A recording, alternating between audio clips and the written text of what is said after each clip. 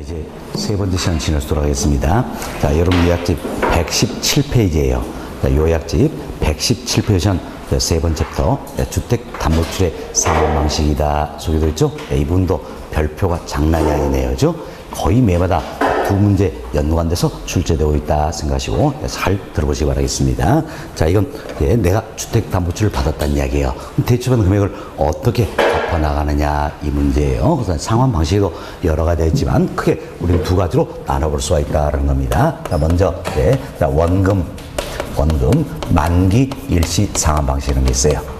원금 만기 일시상환 방식이다. 자, 이건 말 그대로 보세요. 원금은 만기에 일시에 상환한다. 알 수 있겠죠? 원금은 만기 일시상환이기 때문에 대출 기간 동안에는 자, 이자만 납입하겠다는 이야기예요. 그리고 만기가 되면 원금 전액을 상환하는 구조다. 이렇게 보시면 되겠어요. 그래서 이 구조만 잘 이해하시면 되는 겁니다. 다음은 분할 상환 방식이 있어요. 자, 분할 상환 방식은 자, 분할해서 상환한다는 이야기죠. 뭘? 원금을 언제? 대출받은 기간 동안이다. 그 이야기죠. 그래서 분할 상환 방식은 대출 기간 동안 원금 상환 그리고 이자 지불이 이루어진다. 할 수 있겠지요.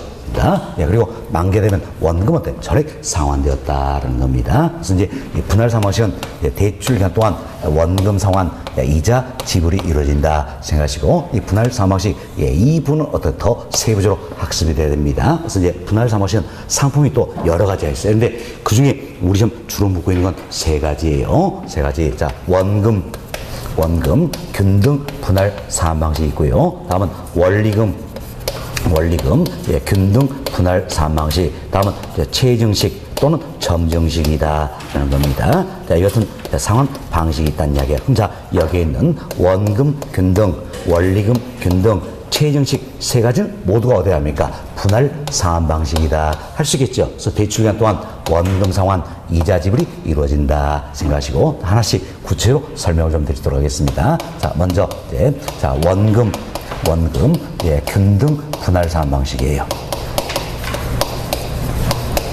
자, 원금, 균등 분할 상환 방식이다. 자, 말 그대로 보세요. 분할 상환 방식이니까 대출 기간 동안 원금 상환, 이자 지불이 이루어지겠죠? 이때 보니까 이제 원금이 균등하다라는 이야기예요. 그럼 매기마다 상환되는 원금이 똑같다. 그 이야기죠? 그래서 뭘부터 구할 것인가? 먼저 원금 상환액부터 구하는 것이다. 이렇게 보시면 되겠어요. 그럼 원금 균등은 원금 상환액 이 자체가 매기마다 균등하다. 이렇게 보시면 되겠습니다. 매기마다 균등하다라는 이야기예요. 그럼 자, 원금 상환액은 어떻게 살 것인가? 이렇게 하면 되겠죠? 내가 대출받은 원금이 있다는 이야기예요. 그럼 대출 원금을 도대체 몇 번에 거쳐 나눌 것인가? 납입 횟수로 나눠버리면 원금 상환액을 구할 수 있다. 이렇게 보시면 되겠습니다. 자, 그래서 원금 상환은 어떻게 합니까? 대출금을 납입 횟수로 나눠주면 되겠다는 겁니다. 다음 두 번째, 자, 이자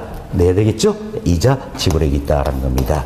이자 지불액이 있다. 그럼 항상 여러분들이 이 생각을 하세요. 자, 원금 만기 일시 상환이 됐던 분할 상환 방식이든 관계없이 항상 이자는 뭘 기준으로 계산할 것인가? 바로 저당 잔액을 기준해서 계산한다. 저당 잔액은 대출 잔액이 되겠지요. 그럼 저당 잔액을 기준으로 계산한다. 이렇게 보시면 되겠습니다. 자, 그럼 무슨 이제 원금 균등이에요.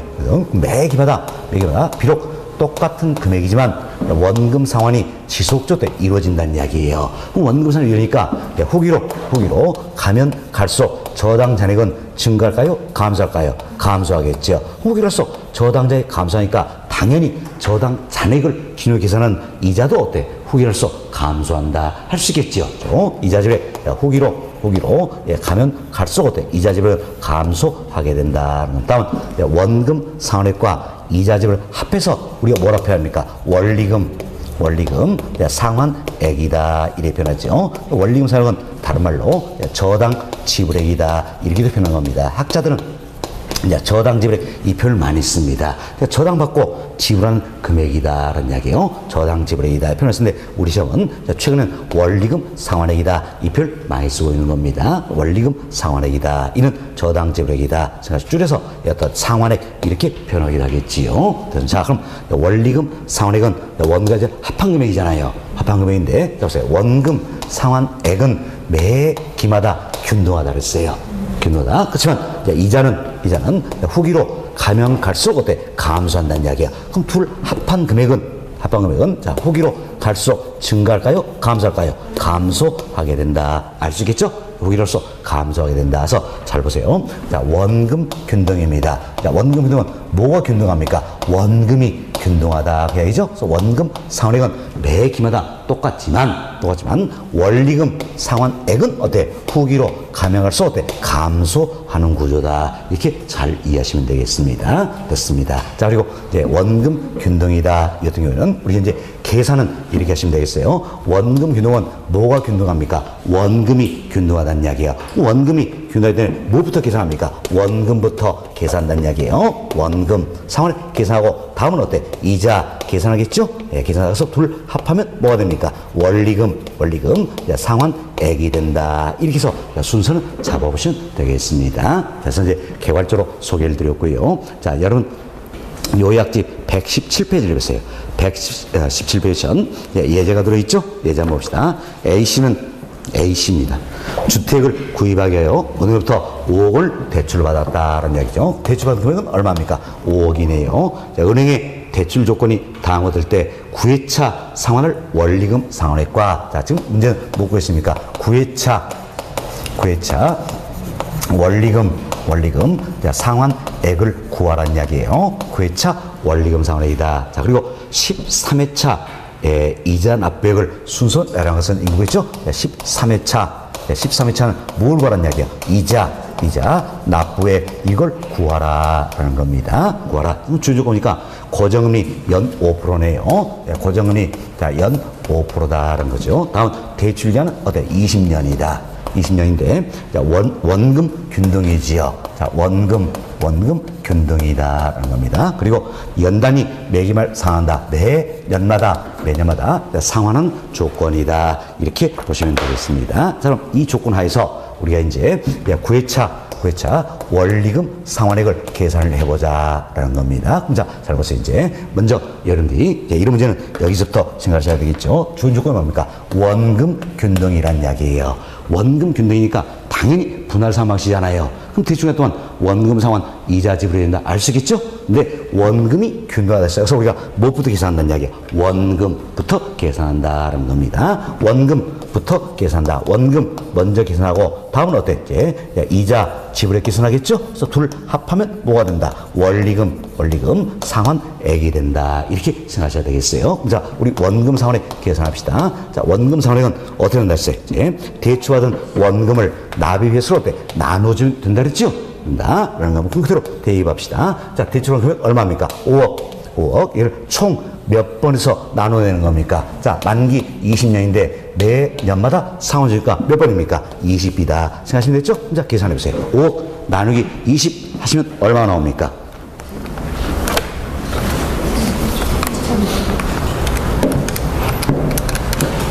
예, 물어본 제가 잘못된 거예요. 예, 자, 이제 5억을 자 20으로 나눠주자는 이야기예요. 얼마 나옵니까? 2,500만 나오지요. 2,500만 원이다.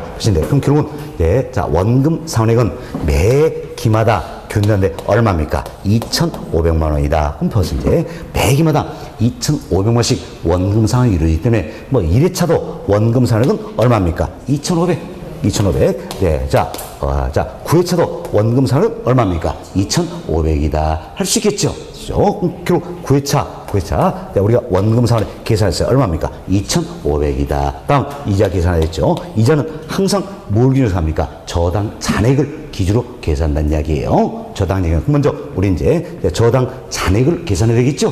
저당 잔액을 계산하자. 그럼 벌써 이제 9회차니까, 어때? 원금 상환은 몇 번 이루어졌을까요? 8번 이랬다 알 수 있겠죠? 여러분 매년마다 2,500만원씩 몇 번? 8번 원금 상환이 이루어졌다는 이야기. 그럼 자 곱하기 8 하면 되겠네요. 얼마입니까? 2억. 2억 나오죠? 그럼 결국은 그동안 원금 상환액이 2억이니까 이제 저당 잔액은 얼마 남아있는 겁니까? 3억 남아있다 할 수 있겠죠? 저당 잔액은 3억 남아있다는 이야기야. 여기에 연이율. 자, 매년마다 상환효과가 연율 몇 프로입니까? 5%. 계산하면, 자, 3억에 이제 5% 계산하면 얼마가 됩니까? 1,500이다. 할 수 있겠죠? 1,500이다라는 걸 계산했습니다. 자, 그럼 보세요. 이제 9회차에 원금 상환액은 얼마입니까? 2,500. 그리고 9회차에 이자 지불액은 얼마입니까? 1,500이다. 둘 합한 게 원리금 상환액이 되겠지요. 그래서 원리금 상환액은 얼마 됩니까? 4천만 원이 된다. 이렇게 보시면 되겠지요. 4천만 원이다. 하나 찾았습니다. 다음 13회차 이자 납부액이 있다는 이야기요. 이자 납부액 이걸 계산해보자는 이야기예요. 항상 이자는 우리가 뭘 기준으로 합니까? 저당 잔액. 그럼 13회차니까 지금까지 원금 상환 몇 번 됐습니까? 12번. 됐죠? 12번. 그럼 자, 매년마다 이 사람이니까 얼마입니까? 2,500이죠? 2,500 곱하기 어때? 12 하면 되겠지요. 2,500 곱하기 12 하면 얼마입니까? 3억. 결국 원금 상환액이 얼마입니까? 3억. 그럼 대출받은 금액 5억인데 원금 3억 상환됐어요. 저당 잔액 얼마 남습니까? 2억 남죠? 2억 여기에 연 5% 계산하면 얼마입니까? 1,000만 원이 되겠지요. 그래서 13회차 이자 납부액은 얼마입니까? 1,000만 원이 되겠다. 이렇게 해서 계산은 문제다 생각하시면 되겠어요. 그래서 이제 9회차 원리금 상환액은 4천만 원. 13회차 이자 납부액은 얼마입니까? 1,000만 원이다. 이렇게 보시면 되겠습니다. 어때요? 요령만 익히면 아주 쉽게 풀 수 있는 거죠? 그래서 여러분이 이것도 우리의 비법이 결국은 이거예요. 원금 균등이다. 그럼 원금이 균등하기 때문에 항상 계산 순서는 어떻게 잡자? 원금 균등. 다음은 어때? 자, 원금 균등하다.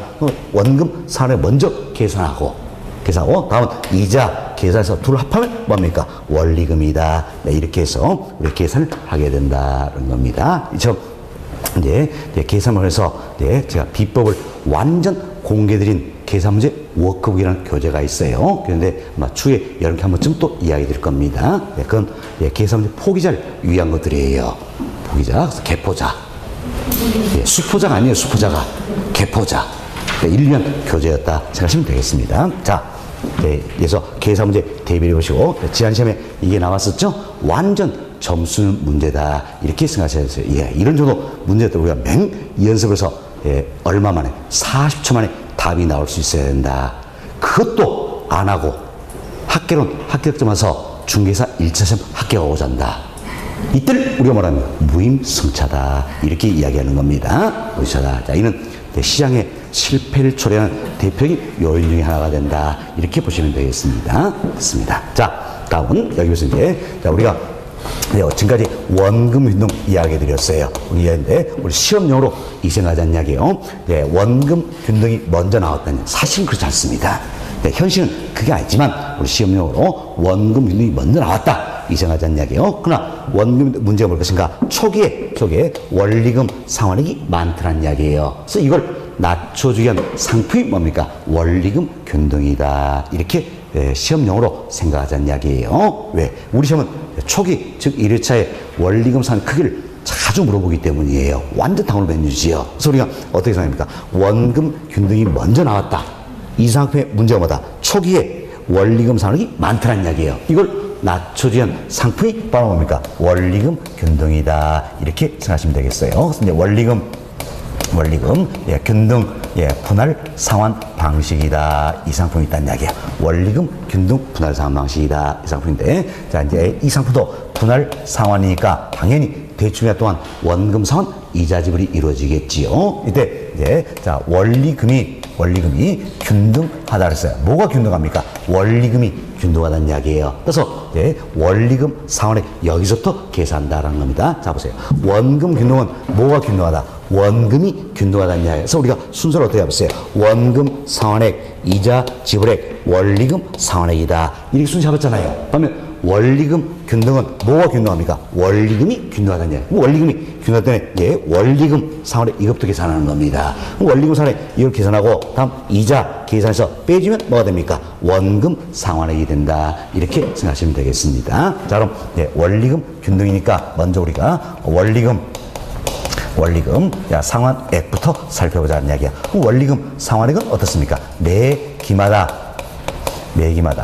균등하다 할 수 있겠죠? 매기마다 균등하다. 그래서 우리가 이제 원리금 균등에 의해서 대출을 받고 내가 매기마다 얼마씩 갚을 것인가 상환액을 구할 수 있어야 되겠지요. 자, 원리금 상환액이다. 줄여서 우리 상환액이다 하시는데 이는 뭘 활용합니까? 저당상수 이걸 활용한다. 우리 학습에 있었죠? 네, 이미 투자한테서 다 배웠던 내용이에요. 예, 자, 그래서 이제 내가 대출받은 금액이겠죠. 네, 대충 이게 이제 연금의 현재가치죠. 여기에 저당 상수다. 이를 곱해주면 매기마다 얼마씩 값어치 상환액을 구할 수 있다는 겁니다. 그리고 그래서 이제 원리금 균등에 의해서 내가 대출을 받고 매기마다 얼마씩 값어치 상환액 이걸 구하기 위해서는 뭘 활용합니까? 저당 상수를 활용한다는 겁니다. 그래서 대출받은 원금의 저당 상수를 곱해주면 어때? 원리금 상환액을 구할 수 있다. 이렇게 생각하시면 되겠습니다. 자, 다음은 자, 이 같은 자, 원리금 상환액이다. 자, 이 안에는 뭐가 들어 있습니까? 원금과 이자가 들어있다. 이렇게 보시면 되겠어요. 원금과 이자가 들어있다. 그래서 원과 이자를 합한 금액은 항상 똑같잖아요. 똑같죠? 따라서 매기마다 동일한 금액을 납부하는 방식은 원금 균등입니까? 원리금 균등입니까? 원리금 균등이 된다. 이렇게 생각하시면 되겠습니다. 자, 그렇지만 이제 이 원리금 균등 이 같은 경우에는 원리금 상환액에서 그래서 원금과 이자가 차지하는 비중이 시간이 지나에 따라 달라진다는 이야기예요. 달라진다. 그럼 자, 합시다. 초기에는 어때? 이제 원금 상환된 게 많지 않겠죠? 그래서 저당자금이 많이 남아있다는 이야기예요.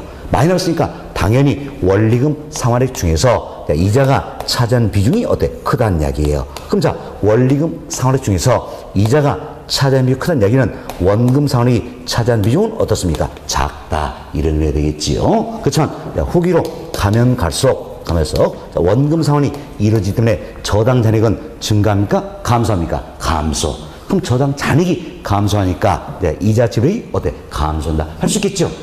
그래서 원리금 상환액에서 이자가 차지하는 비중이 줄어든다는 이야기예요. 이자 차지하는 비중이 적다면 당연히 둘 합한 금액은 똑같기 때문에 이제 원금 상환액이 차지하는 비중이 어때? 커진다는 걸 알 수 있겠지요. 굉장히 큰 특징이에요. 그래서 원리금 균등이다. 이 상품에는 원리금 상환액 중에서 초기에는 원금 상환액이 차지하는 비중이 작고 이자 지불이 차지하는 비중이 크다는 이야기예요. 그러나 후기로 가면 갈수록 원금 상환액이 차지하는 비중이 커지고 이자 지불액이 차지하는 비중은 작아진다는 겁니다. 결국 이제 자, 초기에서 후기로 가면 갈수록 이자 지불액은 증가합니까? 감소합니까? 감소하다. 그래서 이자가 감소하는 만큼 어때? 원금 상환액은 어때? 증가한다는 걸 알 수 있겠죠. 왜? 둘 합한 금은 항상 같으니까.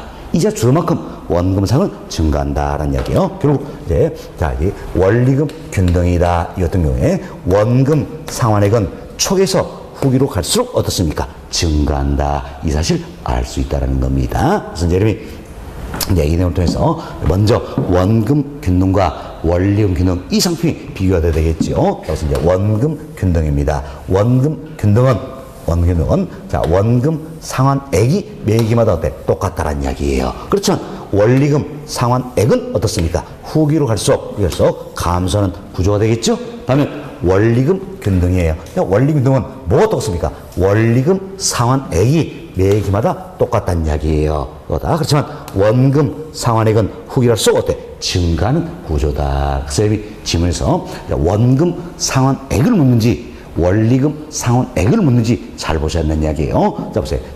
자, 원금 균등은 원금 상환액이 매기마다 똑같잖아요. 그렇지만 원리금 균등은 원금 상환액은 어때? 후기로 갈수록 증가한다는 겁니다. 다음 원금 균등은 원리금 상환액이 후기로 갈수록 어때? 감소죠? 그렇지만 원리금 균등은 원리금 상환액이 어때? 매기마다 똑같다. 그래서 잘 비교하셔야 되는 겁니다. 그래서 제가 여러분께 요약집 118페이지 중간에 어때? 양자 비교하자서 박스를 하나 넣어드렸어요. 활용을 해보시면 되겠습니다. 자, 이처럼 이제 원리금 균등은요. 원리금 균등은 어떤 원금 균등에 비해서 초기에 원리금 상환이 어때? 낮춰졌다 알 수 있겠죠? 그렇지만 더 낮춰다는 요구에서 또 다른 상품이 나오게 된다. 이게 바로 뭡니까? 최정식 또는 어때? 점정식이다. 이렇게 생각하시면 되겠습니다. 최정식 또는 점정식이다. 그래서 최정식 이 상품에 자 이제 원리금 상환액 저당 지불액이지요. 원리금 상환액은 초기에는 아주 낮은 수준이에요.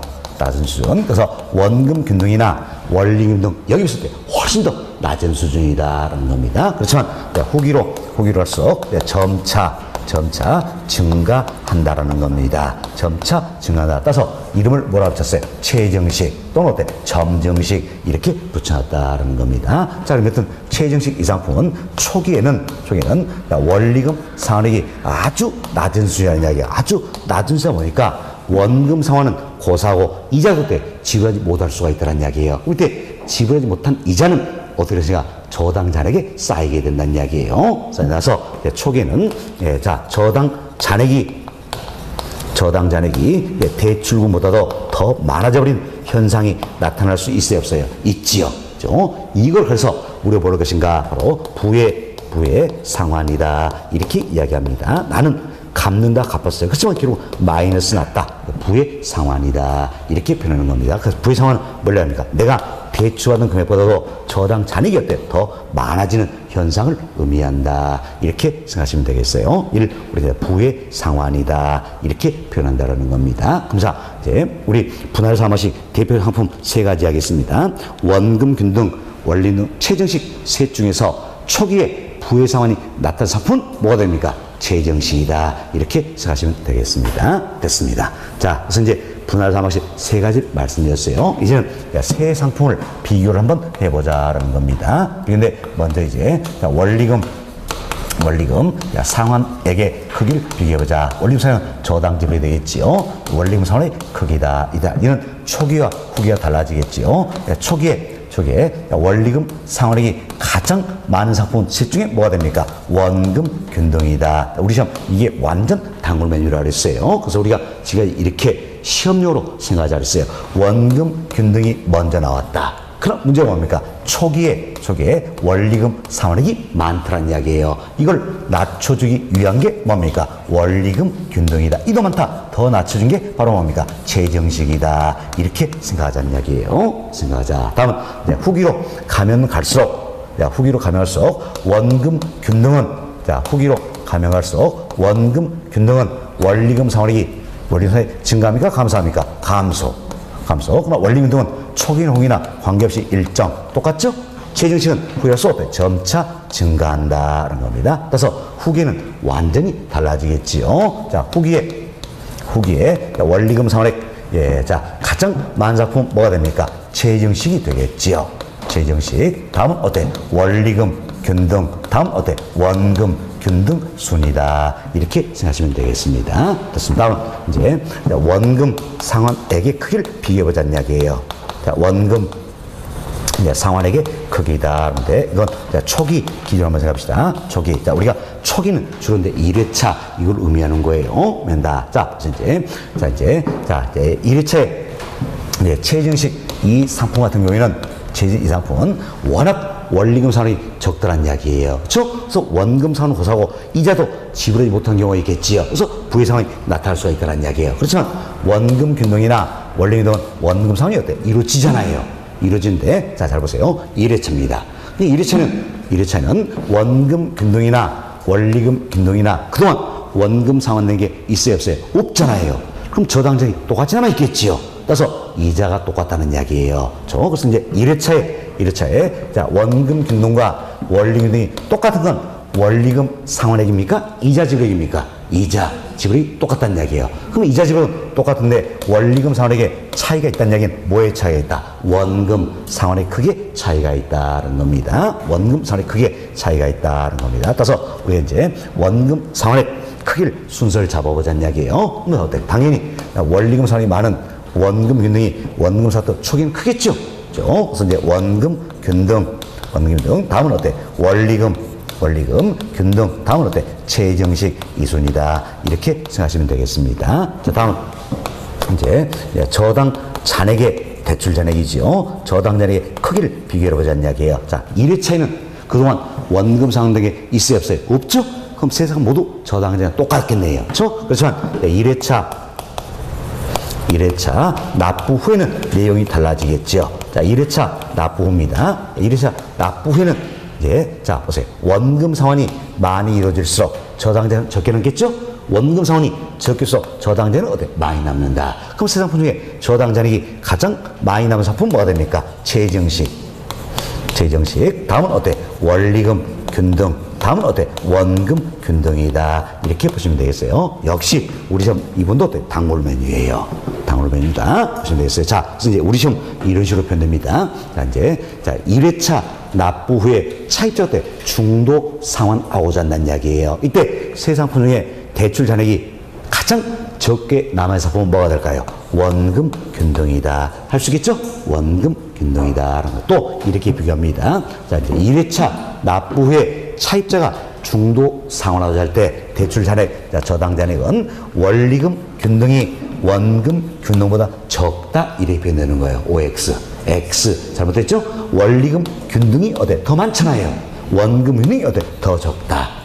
더 적다. 그래서 안 되면 외워버리셔야 되는 겁니다. 예, 외워버리셔야 돼요. 제 1회차 납부 후에 자, 대출 잔액, 저당 잔액이 가장 적게 남은 상품은 셋 중에 뭡니까? 원금 균등이다. 이 사실은 원리금 균등이 더 많다면 무조건 잘못되어 있지요.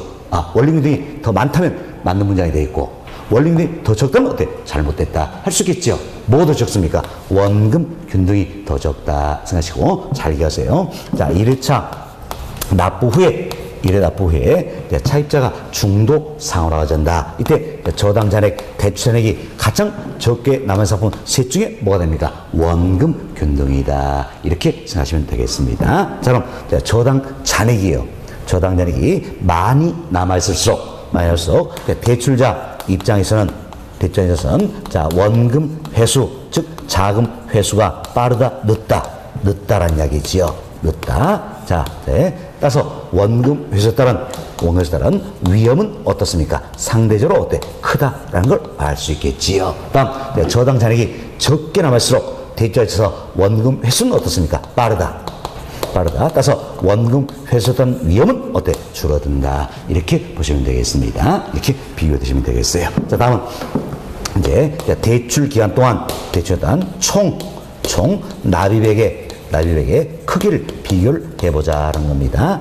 동일한 조건이면 세 상품 모두가 어때? 원금 상환은 똑같겠지요.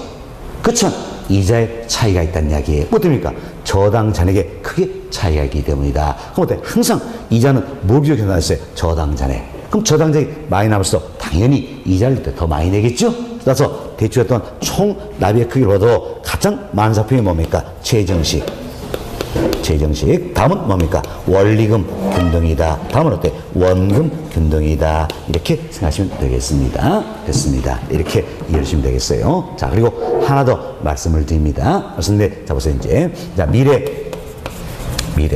소득 증가가 예상되는 개인이 있다는 이야기예요. 자, 그래서 이제 자, 젊은 신혼부부라든지 사회초년생 이처럼 미래 소득 예상된 개인이 있다. 또한 미래 매출 증가가 예상되는 기업이 있다는 이야기요. 기업이 있더라. 그럼 이 사람들은 자, 원금 균등 그리고 최정식 뭘 더 선호할까요? 최정식 선호하겠죠? 지금 적게 내고 나중에 많이 내겠다는 이야기예요. 선호한다. 반면 미래 자, 소득 감소가 예상되는 은퇴 예정자가 있다는 이야기예요. 이 같은 경우에는 원금 균등 최정식 뭘 더 선호할까요? 원금 균등이다. 할 수 있겠죠? 여기까지 이해하시면 자, 정리가 다 되었네요. 자, 이렇게 해서 저희들이 이제 저당의 상환 방법이다. 이분은 다 말씀을 드렸습니다. 다음 이제 네 번째 챕터로 넘어갑니다. 자, 네 번째 챕터는 이제 최대 대출 가능액 산정이다. 소개하고 있는데, 자, 이건 우리가 이제 이렇게 생각을 해봅시다. 자, 내가 이 주택을 담보로 해서 자, 5억 대출 받고자 한다는 이야기예요. 그럼 5억 대출을 받고자 한다서 우리는 덥석 5억 대출해 줍니까? 아니겠지요. 과연 얼만큼 대출의 것인가 한도를 어때 심사를 하게 된다는 겁니다. 한도를 심사하게 된다는 이야기요. 이때 이제 자 주거용 부동산입니다. 주거용 부동산이다. 그럼 주택담보대출이다 할 수 있겠죠? 그럼 주거용 부동산 이 같은 경우는 LTV, DTI 뭐 등을 통해서 심사를 하게 된다. 기타 등 여러 가지 있어요. 대표적인 건 LTV, DTI다라는 겁니다. 이때 LTV는 뭡니까? 부동산의 가치를 기준해서 심사하는 방법이 되겠지요. 다음 DTI는 차입자의 소득을 기준해서 심사하는 방법이 된다. 이렇게 보시면 되겠어요. 그럼 자, 이때 이제 LTV, DTI 두 가지 기준만 적용된다 가정하자는 이야기예요. 그럼 두 가지 기준만 적용된다 가정했을 때는 LTV 1통에서 산정된 금액이 있겠죠? 다음 DTI 1통에서 산정된 금액이 있다는 이야기. 이 중에 높은 거 낮은 걸 최대 한도라고 한다는 겁니다. 그래서 다음 상업용 부동산이 있어요. 상업용이다. 그래서 상가 건물 오피스 빌딩이다. 이 같은 경우에는 LTV 그리고 DCR 적용합니다. DCR 적용한다. 자, 물론 이게 또 여러 가지 있겠죠? 저는 LTV, DCR 두 가지만 생각을 하자는 이야기예요. LTV는 뭡니까? 대부 비율이죠. 그래서 부동산 가치를 기준으로 심사하는 방법이 되어 있고 DCR은 뭡니까? 부채 감당률이에요. 그래서 이는 순 영업소득을 기준으로 심사하는 방법이다라는 겁니다. 자, 우리 오늘 배웠어요. DCR 부채 감당률은 뭡니까? 부채를 감당할 능력이 있느냐 그 이야기죠. 부채 감당되냐 뭘로? 순영업소득이다. 그래서 부채 서비스는 순영업소득이다 할 수 있겠죠? 그래서 DCR은 순영업소득 이걸 기준으로 심사를 하게 되는 것이다. 이렇게 보시면 되겠습니다. 그리고 마찬가지예요. LTV, DCR 두 가지만 적용을 가정해서 LTV를 기준으로 산정된 금액이 있겠죠? 다음 DCR 기준으로 산정된 금액이 있다는 이야기예요. 이 중에 높은 거 낮은 걸 최대 한도라고 있다. 이렇게 생각하시면 되겠습니다. 됐습니다. 자, 그럼 우리는 주택담보대출이다. 주거용산 관련해서 조금 더 세부적으로 살펴봅시다. 먼저 LTV가 있어요. LTV. 이미 우리 오늘 배웠죠? LTV는 돈 빌린 비율이라 했어요. 뭘 기준으로? 부동산의 가치 기준으로 돈 빌린 비율이다. 그래서 부동산 가치 기준으로 심사하는 방법이 되겠지요. 자, LTV는 어떻게 표현됩니까? 부동산 가치에 대한 융자금의 비율이다. 즉 대출금의 비율이다. 참 부동산 가치를 기준해서 돈 빌린 비율이다. 그래서 LTV를 우리 다양하게 표현했죠. 뭡니까? 대부 비율, 대출 비율, 융자 비율, 저당 비율, 담보 인정 비율 참 다양하게 표현되고 있다. 이렇게 보시면 되겠어요. 그럼 이를 통해서 우리는 뭘 구하자? 융자금, 대출금을 구해보자라는 겁니다. 자, 그럼 이를 통해서 대출금. 자, 이는 어떻게 하면 되겠습니까? 양변에 부담가치 곱해주면 되겠죠? 그래서 LTV 곱하기 부동산의 가치가 된다. 생각하시면 되겠어요. 그래서 LTV 기준에서 대출 가능액을 산정한다. 이때는 어떻게 합니까? 무조건 부동산 가치에서 LTV 비율을 곱해주면 되겠다. 이렇게 생각하시면 되겠어요. 가치에 LTV 비율을 곱해주면 된다는 겁니다. 다음은 DTI입니다. DTI 역시 영어 척을 쳤다는 거죠. D는 뭡니까? 부채란 뜻이에요.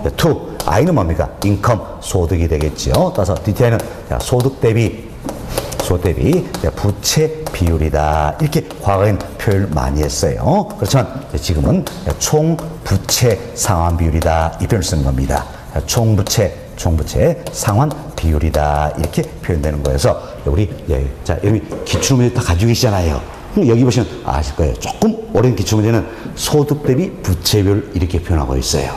그래서 최근에 기출문제 모두가 뭡니까? 총부채 상환 비율이다. 이렇게 표현되고 있다는 겁니다. 그래서 소득 대비 부채 비율, 총부채 상환 비율 다 뭘 이야기한다? DTI 이걸 의미한다. 이렇게 보시면 되겠어요. 그럼 DTI는 뭘 기준으로 심사하는 방법이에요? 소득을 기준으로 심사하는 방법이죠. 그럼 소득에도 연소득이 있고 월소득이 있겠지요. 일반적으로 연소득을 많이 활용한다는 겁니다. 그래서 DTI는 이렇게 표현되는 거죠. 자, 연소득에 대한 연간 금융부채 원리금 상환액이다. 이렇게 표현되는 거예요. 연간 금융부채 원리금 상환이다. 그럼 이때 이제 잘 보세요. 자, 여기에 연간 금융부채 원리금 상환액이 있다는 이야기예요. 연간 금융부채 원리금 상환액이 있다는데, 자, 이는 어떻게 구성이 될 것인가, 뭐죠? 자, 먼저 내가 이제 이 주택을 담보로서 대출 받고자 한다는 이야기예요. 이 주택을 담보 대출 받고자 한다는 겁니다. 그때 이것은 당해 주택 담보 대출에 따른 연간 원리금 상환액이 있다는 이야기예요.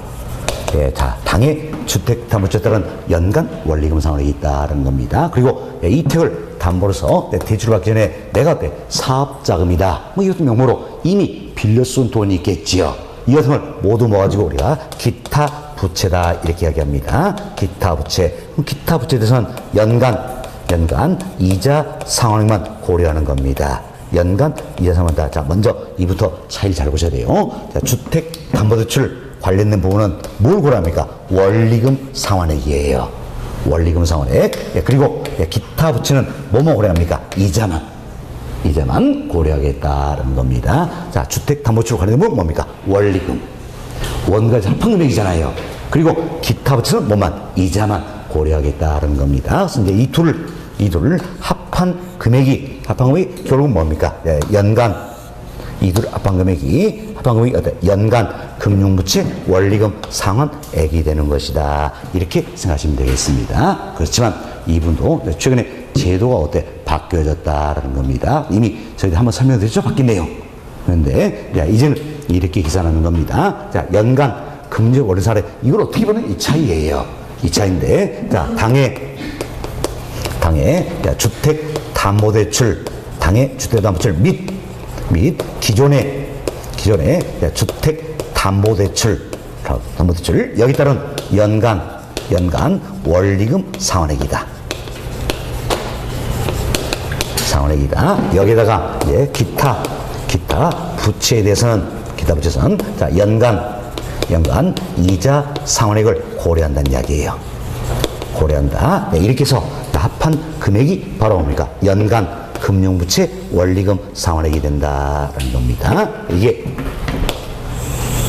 이제 연간 금융부채 원리금 상환액이 된다는 겁니다. 이게 이제 새로 바뀐 내용이에요. 바뀌어서 현재 적용되어오는 바로 이 부분입니다. 이 부분이에요. 그럼 자, 이걸 실무에서는 이렇게도 표현해요. 종전에 적용됐던 이 부분을 기존 DTI, 새롭게 적용된 이 부분을 신 DTI, 이렇게 실무에서는 표현을 한다는 이야기예요. 그럼 자 보세요. 이제 기존 DTI와 신 DTI의 근본적인 차이는 어디에 있는 겁니까? 바로 여기는 기존 주택담보대출 이걸 포함시켜 안 시켜, 이 차이지요. 이 차이예요. 자, 잘 보세요. 기존 DTI와 신 DTI의 차이는 어디에 있는 겁니까? 바로 기존 주택담보주택라는 연간 원리금 상환액, 이걸 포함하느냐 안 하느냐, 여기 차이가 있는 것이다. 이렇게 생각하시면 되겠어요. 그래서 이제 기존 DTI에서는 기존 주택담보주택은 연간 원리금 상환은 포함했어, 안 했어요? 안 했잖아요. 그렇지만 신 DTI 여기서는 기존 주택담보주택은 연간 원리금 상환액 여기까지 포함하는 것이다. 이렇게 보시면 되겠습니다. 이 차이예요. 이 차이다. 이렇게 생각하시면 되겠어요. 자, 이렇게 해서 우리 이제 연간 금융부채 원리금 상환액 이 부분을 말씀을 드렸습니다. 여튼 잘 보세요. DTI는 차입자의 소득 기준으로 심사하는 방법을 알았어요. 그래서 DTI는 어떻게 하는 겁니까? 연소득에 대한 연간 금융부채 원리금 상환액이다라는 이야기요. 그렇지만 기존 DTI에서는 연간 금융부채 원리금 상환액을 어떻게 보고 있어요? 당해 주택담보대출 또는 연간 원리금 상환액과 기타 부채에 따른 연간 이자 상환액을 보고 있잖아요. 그렇지만 신 DTI 여기서는 연간 금융 원리금 상환을 뭘로 봅니까? 당해 주택담보대출뿐만 아니라 기존 주택담보대출에 따른 연간 원리금 상환액, 그리고 기타 부채에서는 연간 이자 상환을 보고 있다는 겁니다. 그렇죠? 신 DTI를 도입한 목적이 뭡니까? 바로 주택 한 채 가진 사람 대출 규제하겠다, 이게 아니에요. 주택 한 채만 가지고 있는 경우에는요, 가지고 있는 기존 DTI를 적용하나 신 DTI를 적용하나 크게 영향이 없어요. 그렇지만 다주택 소유자들은 문제가 되는 겁니다. 된다는 이야기예요. 그래서 신디테일 도입한 건 그럴 때 다주택 소유자들의 대출을 어때 규제하겠다는 이야기예요. 규제하겠다. 이런 명목으로 우리가 이제 도입이 되었다. 이렇게 보시면 되겠습니다. 됐습니다. 그래서 사실 자 이렇게 생각을 해보세요. 자, 이와 같은 다주택자가 있다는 이야기예요. 다주택인데 기존 DTI를 적용하는 겁니다. 자, LTV 무시합니다. 오로지 기존 DTI 이거 하나만 적용하겠다는 이야기야. 그럼 기존 DTI 이거 하나 적용해서 이제 대출 가능액이 1억이라는 이야기. 1억이면 이제 기존 DTI를 적용하면 여기도 1억 대출이 가능하고요. 여기도 1억 대출이 가능하고 여기도 1억 대출이 가능한 겁니다. 그죠? 그렇지만 신 DTI를 적용하면 합산해가지고 1억이에요. 합산해서 1억이다. 그럼 주택 하나만 가지고 있으면 마찬가지잖아요. 그렇죠? 주택 여러 개 있을 때 대출 규제를 하겠다. 왜? 이 자체가 수요 목적이 아니라 투기 목적으로 여러 채 갖게 된다는 이야기예요. 그렇죠? 그래서 다주택 소유자들 투기를 억제할 목적으로 대출 규제하겠다. 그래서 나오게 되는 게 신 DTI예요. DTI다. 이렇게 생각하시고 주택 하나 가지시면 전혀 영향이 없다라는 겁니다. 없다. 자, 다음 다음은 이제 여기에 대출을 때 더 심하게 규제하겠다라는 게 있습니다. 그게 바로 여러분 많이 말씀드렸죠. DSR이에요. DSR. 자, DSR은 또 DC라고 또 다른 겁니다. 다른 거예요. DSR은 지표가 있습니다. DSR은 이제 총부채 원리금 상환 비율이다. 이렇게 표현되는 겁니다. 총부채 원리금 상환 비율이다. 자, 여기 보세요. DTI는 뭐라고 했어요? 총부채 상환 비율이다. 이렇게 표현했죠? 총부채 상환 비율이다. 그렇지만 DSR은 총부채 때 원리금 상환 비율이다. 이 세 글자 더 들어가는 거예요.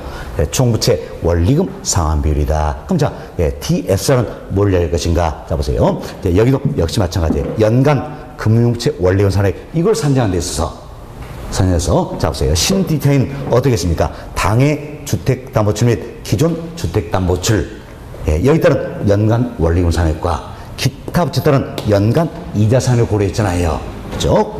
그렇죠. 여기와 DSR의 차이점 뭐니까 바로 이 부분이에요. 이 부분. 그래서 신 DTI 여기서는 기타 부채에 따른 연간 이자 상환만 고려하는 겁니다. 그렇지만 DSR 이 지표에서는 나머지 다 똑같아요. 나머지 똑같고 DSR 이 지표는 뭡니까? 기타 부채에 따른 연간 원리금 상환액을 고려하겠다는 이야기예요. 연간 원리금 상환을 고려하겠다. 이게 이제 DSR이에요. 그럼 잡았을 때 DSR 이 지표는 결국 기타 부채에서 이자만 고려합니까? 원리금을 고려합니까? 원리금을 고려하겠다. 이 차이에요. 원리금을 고려했다. 그럼 지금 원리금을 고려한다면 그만큼 대출과서 한도는 높아질까요? 낮아질까요? 낮아지겠죠? 그래서 DTI가 훨씬 더 강력한 대출 규제 수단이 되는 것이다. 이렇게 생각하시면 되겠어요. 그래서 여기까지는 시행되진 않고 있습니다. 않고 있고 올해 내로 시행할 예정이에요. 언제 시행될지 모르겠어요. 하여튼 시행할 예정이다 생각하시고 현재는 이제 LTV, DTI 여기까지다 생각하시면 되겠죠? 그래서 LTV 그리고 신 DTI 이렇게 적용이 되고 있다 생각하시고 현재는 DSR 이 자체는 이제 대출 이후에 사후 규제를 어떻습니까? 사후적으로 관리할 수단으로 활용되고 있어요. 그렇지만 앞으로는 여기까지 도입해서 대출 규제하겠다 이렇게 이제 시행 예정이다 생각하시고 예정이 생각하시고 현재는 LTV, DTI 여기까지다 이렇게 생각하세요. 여기까지다 그리고 여기까지다. 그래서 현재는 DSR은 대출 한도를 정할 때 반영을 합니까 안 합니까? 안 한다는 이야기예요. 사후 관리용으로만 활용을 하고 있다. 앞으로 DSR까지 도입돼서 확대될 예정이다. 이렇게만 생각하시면 되겠어요. 시험 전에 확대될지 이후에 확대될지는 모르겠어요. 하여튼 예정이다. 이렇게만 생각하시면 되겠습니다. 워낙 이게 도입되면 워낙 강력한 규제 수단이 되기 때문에 아마 올해 내로 또 시행이 또 어려울 수도 있는 겁니다. 하여튼 개념만 여러분 이해를 좀 해놓으시면 되겠습니다. 시사진 용어니까 알고는 기사 가서 요약지를 넣어드리고 말씀을 드렸어요. 자, 그럼 우리는 DTI 개념은 다 설명드렸어요. 그럼 이를 통해서 우리가 뭡니까? 대출 가능액을 산정할 수 있어야 되겠지요. 그럼 대출 가능액을 산정하는데 사실은 여기에 있는 연간 원리금 상환액 원리금 상환액. 자, 이걸 먼저 구해낸다는 이야기예요. 왜? 우리가 연간 원리금 상환액 이걸 구해내면 대출 가능액을 어때? 산정할 수가 있기 때문이지요. 때문에 자, 저희 투자하는 편을 배웠어요. 투자하는 편에서 배웠는데, 자, 보세요. 이제 내가 현재 원리금 균등에서 대출을 쓴 금액이 의미하는 게 뭡니까?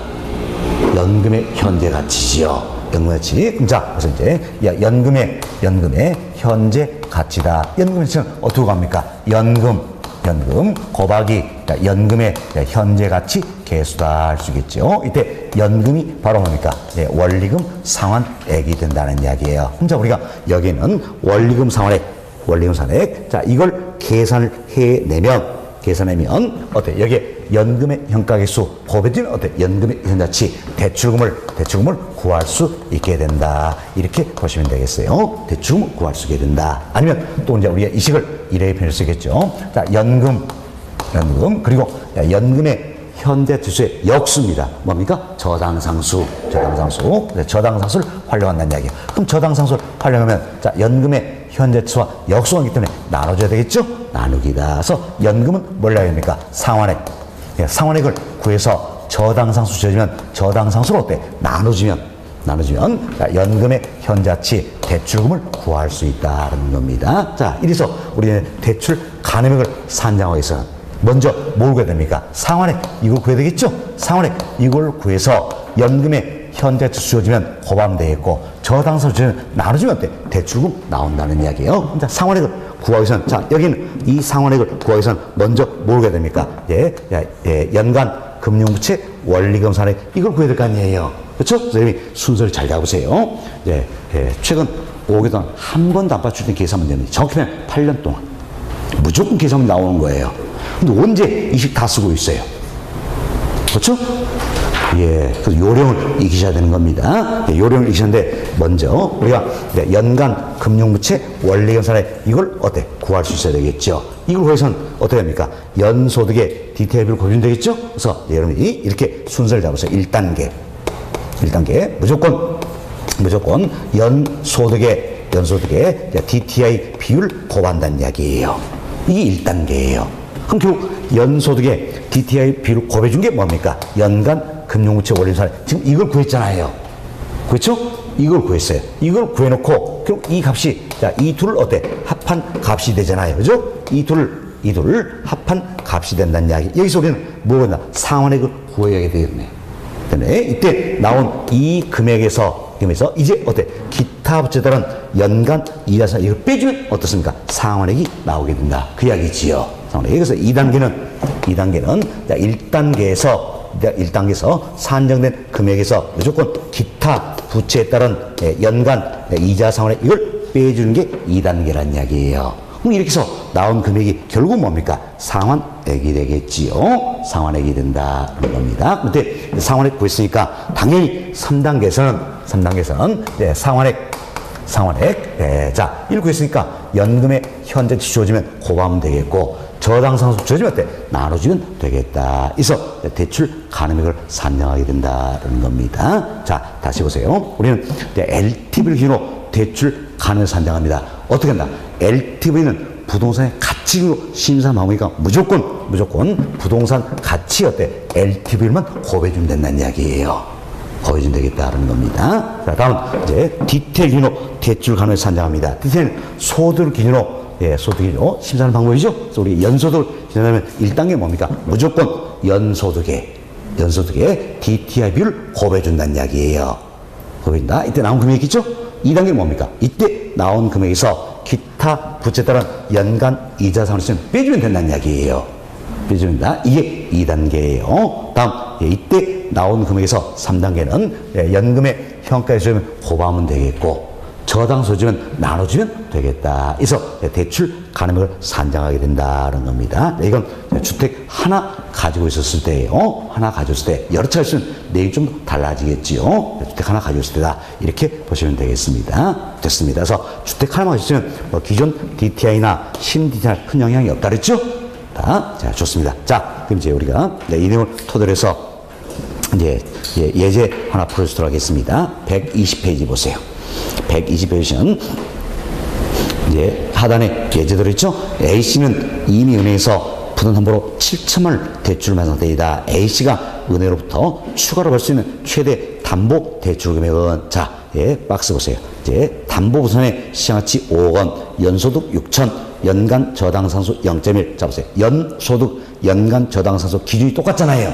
똑같으니까 그대로 풀면 되는 겁니다. 만약에 이 기준이 달라버리면 또 어때? 푸는 방식이 달라지는 거예요. 달라지는 거다. 다음 대출 승기준 LTV 시장가치 기준 50%, DTI 40% 모두를 충족시켰다. 자, 참 모두를 충족시켰다는 얘기는 뭡니까? 둘 중에 높은 거 낮은 걸 한도로 하겠다라는 겁니다. 자, 그럼 우리 이제 이 예제를 보니까 주택이 몇 채입니까? 하나잖아요. 하나죠. 이제 하나. 이 투에 대해서 지금 대출받고자 한다는 이야기에서 하나의 경우에는 기존 DTR 적용하나 신 DTR 적용하나 큰 영향 없다 그랬죠? 없다라는 겁니다. 좋습니다. 자, 먼저 우리 이제 LTV 기준으로 대출하는 산정하자. 무조건 부동산채 LTV를 곱하면 되겠다. 자, LTV를 몇 프로입니까? 50%인데 시장가치 기준이라고 했어요. 그럼 자, 시장가치 박스에 얼마나 했어요? 5억이죠. 5억에 50%니까 얼마입니까? 2억 5천이다. 이렇게 해서 잽싸게 어때? 우리 요령껏 하나 구해냈습니다. 다 쓰고 있으면 언제 구합니까, 이걸? 시간네. 안 되는 거예요, 안 되는 거. 이거 요령껏 구해야 된다. 다음은 DTI 기준 합시다. DTI 기준하면 우리가 이제 기존 DTI를 적용을 해보자는 이야기예요. 기존, 왜? 주택 한 채니까 어느 상황을 얻겠죠? 기존 DTI를 적용한다면 어떻게 하면 됐어요? 무조건 연소득의 DTI비를 곱한다. 연소득 얼마입니까? 6천. 여기에 DTI비를 얼마입니까? 40% 곱하세요. 얼마입니까? 2,400이 되겠지요. 이게 1단계잖아요. 1단계. 다음 2단계는 기타 부채들은 연간 이자산성 빼준다는 이야기예요. 그럼 주어진 조건만 그러니까 기타 부채 있어요, 없어요? 없잖아요. 그럼 2단계는 어디다 넘어가는 거죠. 그럼 3단계 뭡니까? 이때 산정된 금액에서 저당선 수익은 무조건 나눠준다. 그 저당선 얼마예요? 0.1. 0.1로 나눠주면 되겠죠? 얼마입니까? 2억 4천이다. 이렇게 생각하시면 되겠어요. 2억 4천이다. 어때? 다 찾았네요, 이제. 다 찾았죠? 자, LTV 기준하면 대출 가능액이 얼마입니까? 2억 5천. 다음, DTI 기준하면 대출 가능액이 얼마입니까? 2억 4천. 그럼 둘 중에 높은 거 낮은 걸 최대 한도로 한다. 그 이야기지요. 낮은 걸 최대 한도로 하니까 결국은 얼마입니까? 2억 4천이다. 할 수 있겠죠? 그럼 2억 4천이 최대 대출 가능인데 문제는 뭘 묻었어요? 지금 7천만 원을 대출한 상태라 그랬잖아요. 추가로 받을 수 있는 건 얼마일 것인가? 그럼 2억 4천이 최대 금이니까 7천 이미 주택돈 받았는 이야기예요. 그럼 7천을 빼주면 얼마 됩니까? 1억 7천이 된다. 할 수 있겠죠? 추가로 받을 수 있는 최대 대출 가능액은 1억 7천이다. 이렇게 계산하는 겁니다. 그래서 주택 한 채 때는 아무 문제 때문에 우리가 기존 DTI, 자, 이걸 가지고 계산하는 게 훨씬 더 빠른 방법이에요. 빠른 방법이다. 이렇게 생각하시면 되겠어요. 어때요? 이 요령을 익히면 어때? 1분 내에 풀 수 있는 겁니다. 그렇죠? 요령을 익히지 않으면 절대 못 풀어요. 그래서 여러분께 요령을 익히라고 이 같은, 자, 이제 대출한 산정 문제도 한 10문제 이상 가지고 계속 어때? 계산 연습해 보자. 이렇게 만들어서 워크북이에요. 계산 문제 워크북. 자, 앞으로 아마 활용을 많이 하실 겁니다. 됐습니다. 자, 그리고 이제 이 문제 가지고 우리가 이제 신 DTI를 한번 적용해 보겠습니다. 신 DTI를 적용했을 때는 자, 이렇게 생각하셔야 되겠죠. 신 DTI를 적용한다는 이야기예요. 그럼 1단계는 뭡니까? 연소득에 DTI 곱해주면 되겠죠? 여기까지 똑같아요. 얼마입니까? 2,400이다. 알 수 있겠죠? 신 DTI를 적용했을 때 1단계는 2,400이에요. 자, 다음은 2단계입니다. 여기서 기타 부채 연간 이자산성 빼주면 되겠지요. 그럼 기타 부채 있어요, 없어요? 없지요. 그렇지만 신 DTI를 적용하면 기존 주택담보세를 이분을 고려해야 되겠죠, 이제. 기존 주택담보세를 이걸 고려해야 되겠지요. 그럼 기존 주택담보세를 지금 7천만 있잖아요. 있죠? 여기랑 뭐가 됩니까? 연간 원리금 상환에 이걸 계산해야 되겠지요. 자, 그럼 우리 조금 전에 배웠습니다. 원리금 균등에 의해서 원리금 상환액을 구하고자 한다는 이야기예요. 뭘 하려니까? 저당상수. 그죠? 그래서 대출받은 금액에 우리 저당상수 곱해주면 어때? 연간 원리금 상환액이 나오겠죠? 나온다는 이야기예요. 그럼 자, 대출받은 금액이 이미 얼마입니까? 7천. 자, 7천. 여기에 저당상 곱해줘. 얼마입니까? 0.1. 계산하면 얼마입니까? 700. 그럼 어때, 이제? 자, 보세요. 당해 주택 주택담보대출, 기존 주택담보대출 모두를 포함한 연간 원리금 상환액이 얼마입니까? 2,400이에요. 여기서 기존 주택담보대출 연간 원리금 상환 빼줘야지 당해 주택담보대출 되겠죠? 되겠죠? 그럼 여기 얼마를 빼줍니까? 700을 빼준다는 이야기예요. 빼준다. 그럼 얼마가 됩니까? 1,700이 되겠죠? 1,700. 자, 이걸 어때? 저당상수로 나눠주면 되겠지요. 나눠주면 얼마가 됩니까? 1억 7천이 된다. 그래서 추가로 받을 수 있는 결국 얼마입니까? 1억 7천이에요.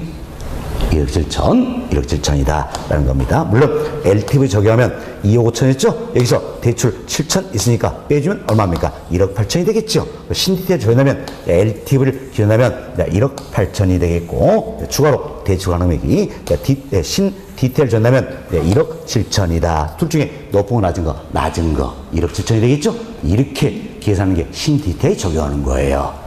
그렇지만 주택 하나 있을 때는 기존 DTI나 신 DTI나 영향이 없기 때문에 우리 조금 더 빨리 계산해서는 어때? 기존 DTI 이걸 생각해서 우리 처음에 풀었던 방법 있잖아요. 이걸 푸는 게 훨씬 더 시간을 줄이는 방법이다. 이렇게 생각하시면 되겠습니다. 아시겠죠?